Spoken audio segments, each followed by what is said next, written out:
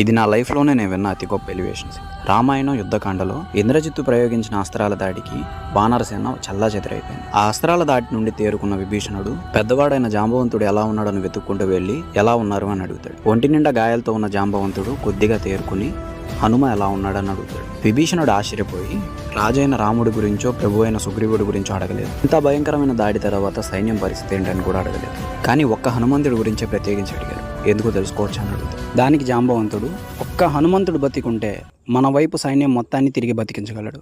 అదే హనుమంతుడు పడిపోతే ఎంతమంది సైన్యం ఉన్నా ఒక హనుమకు సాటిరాడు విభీషణ అని చెప్తాడు.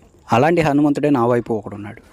అదిగో పెను నిశ్శబ్దం పగిలి ముక్కలవుతున్న భీకర దృశ్యం, అలలెగసిన తడి అలజడి ఆగ్రహ తేజమై రూపుదాల్చిన సత్యం, ఆగ్రహ ప్రాణపరాయణ దీక్షా పర్వం అహో ఆరంభం.